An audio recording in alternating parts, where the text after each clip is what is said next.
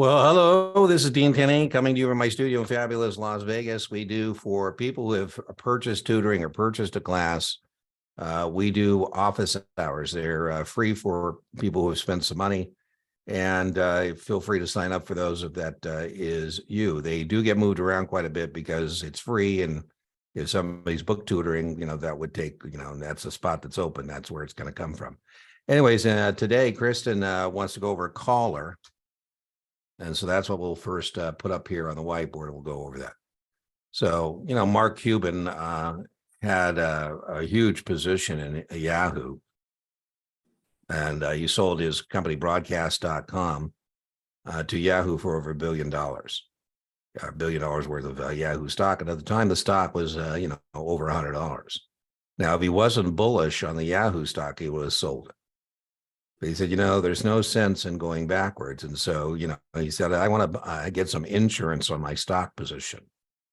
Insurance on a stock position. So he said, what I want to do is I have the choice to sell at 95. But what he didn't want to do is have to come up with an additional money to do that. Now, we should know that a choice to sell means we're going to have to pay a premium. And so, to pay the premium, what he did was he sold calls on Yahoo. He sold the 115 calls to pay for the 95 puts. He sold the 115 calls to pay for the 95 puts. And that's called a caller because the caller is at 105 and 95. So a caller is when you're selling the calls to fund the purchase of the puts. So here I'm going to buy 100 shares of Apple at,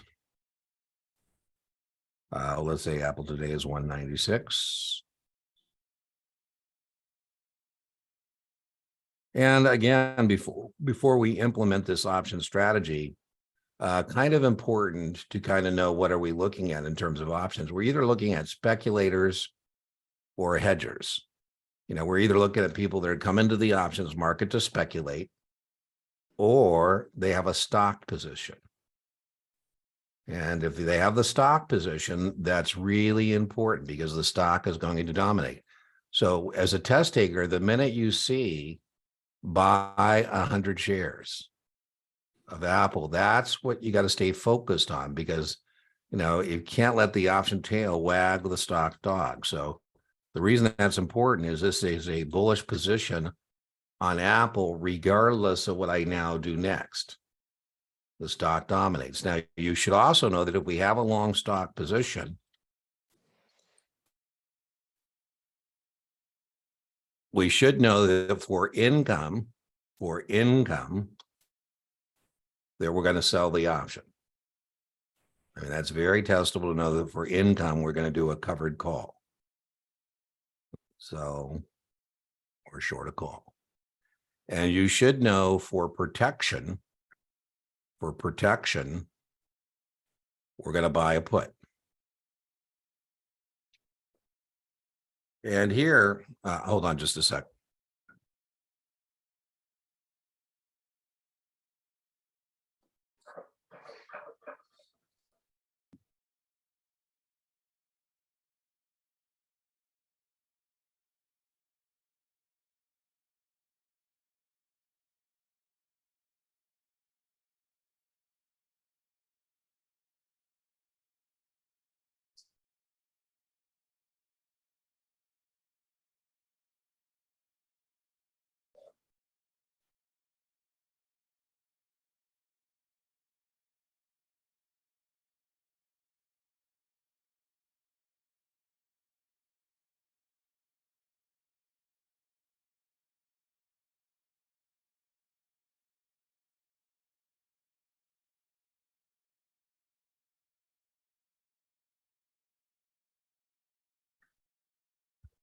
What a mess. I got my dad drives me nuts, but he's in the hospital and he, he's one of those guys that don't want to tell you what the heck's going on. So, and my stepmom is a Mexican national. So she's, love her, but, who knows what the doctor's telling her in, English and Spanish, what's going on. Okay. So protection, we buy a put. Oh, okay, so whoa, let's clean that up. Boom.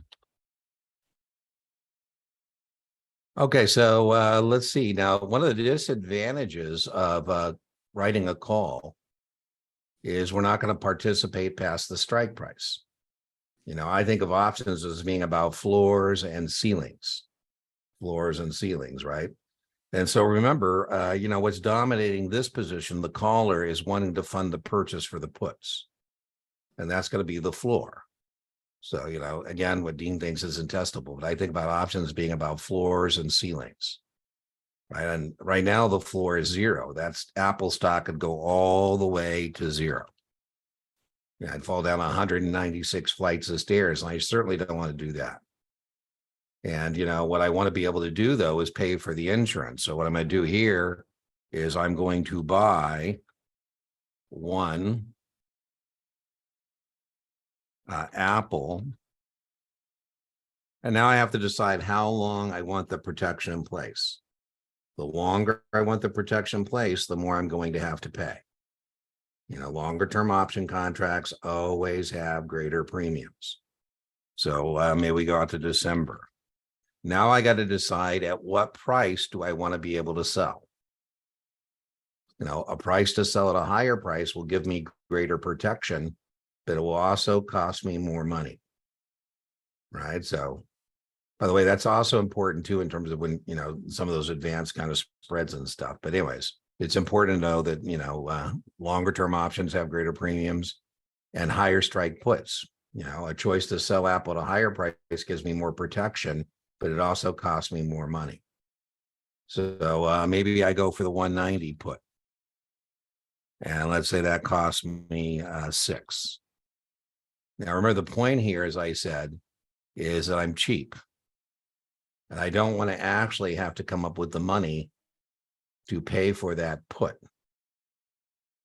And so what I'm going to do now is I'm going to sell the call to pay for the put. So I'm going to sell one Apple December. And again, the idea here is I'm going to sell whatever strike price gets me close to 6. Because again, the whole point, what we're looking at here, Kristen, is what we call a cashless caller. A cashless caller means I'm going to have no out-of-pocket costs for that put. Because what I'm going to do is sell whatever call I need to kind of fund the purchase of the puts. So let's say I can fund the purchase of the puts with a 200 call. Maybe I'll try to make it a little nicer, 245. Okay, so now we have a caller. So a caller is when I sell a call and buy a put on the stock that I own. And again, here's now is my ceiling. My ceiling is at 205 and my floor is 196. And that's why it's called a caller. I have a video in my series 4 playlist, Kristen, on callers. And it's actually a picture of a caller. I think it's also in the options playlist. It's got a caller and it's got, the 2 strike prices on the guy's caller. So there's, 20, 30-minute video on this. Now, whenever you get anything that is more sophisticated than the average thing. So, there are a lot of people who try and, teach shortcuts on options. There's really no shortcut available on some of this advanced stuff. And what I mean by that is, if you really want to be prepared for, a draw, from hell as it relates to options, I'm not wishing that on you, but if you are good at options, you would wish it upon yourself. If you can get good at contract specifications, that you're not fumbling around, that is a choice to sell the stock at the strike price.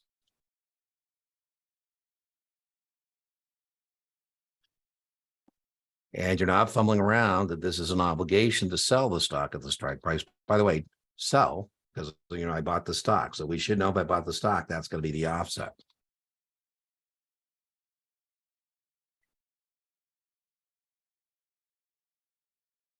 And if you can do that, and if you've been watching me for a while, track money.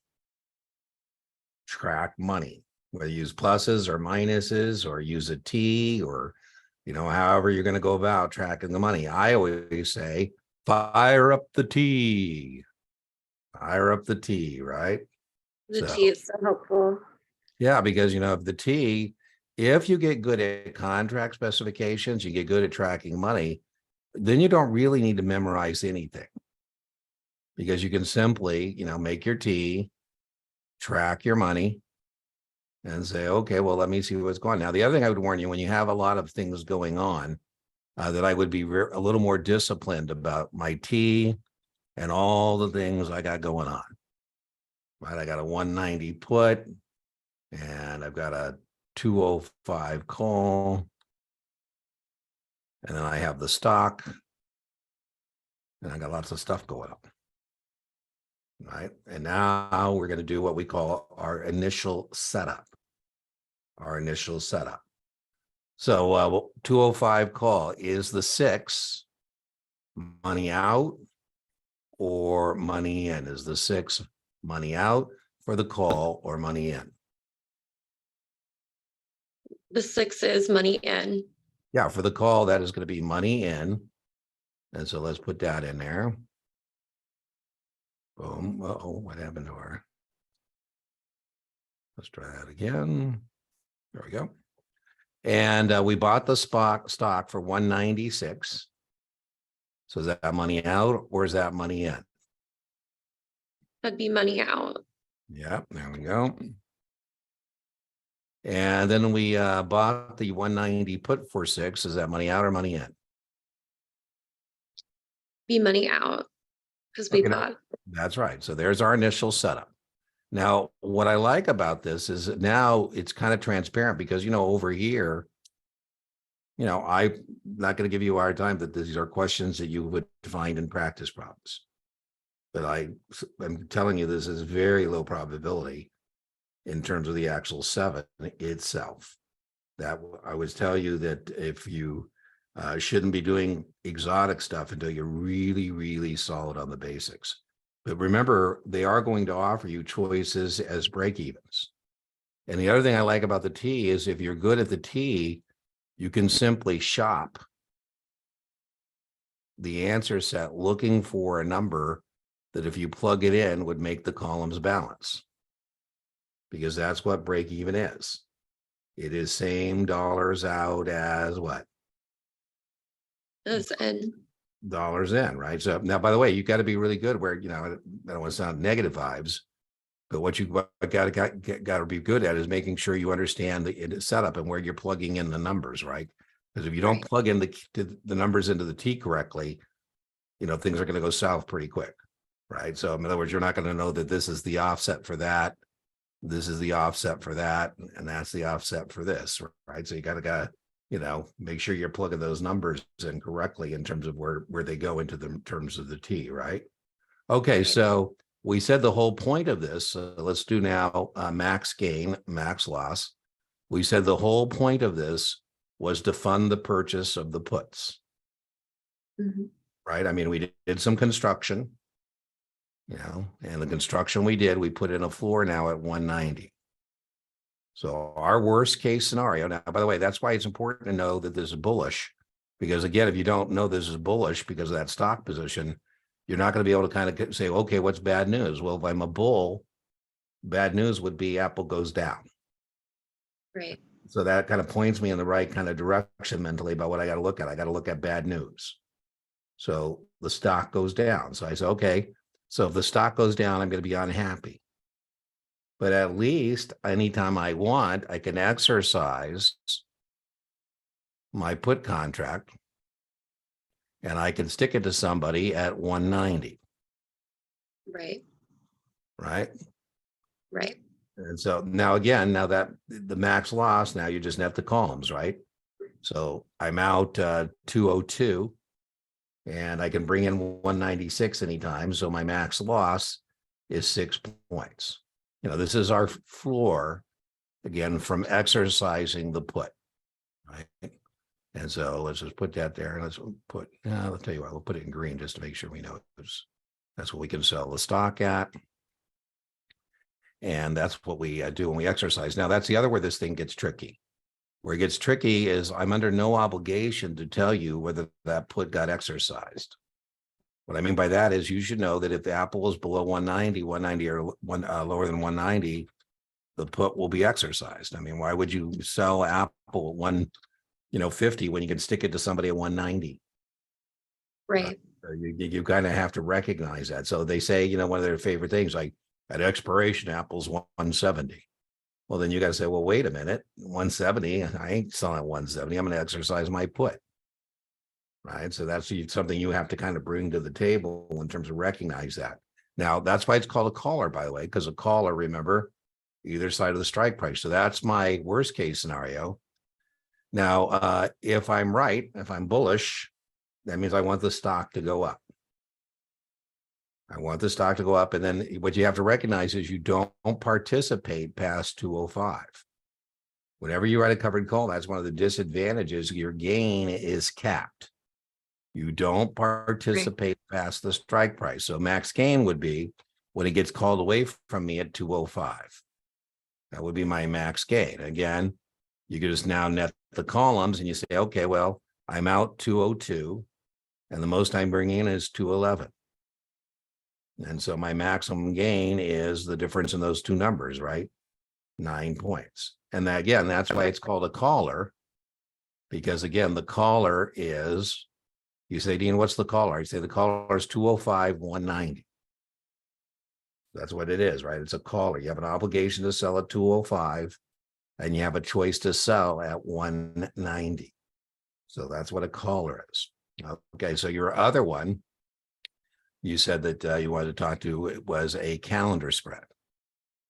Yes. So, there's two components of options. There's two components of options.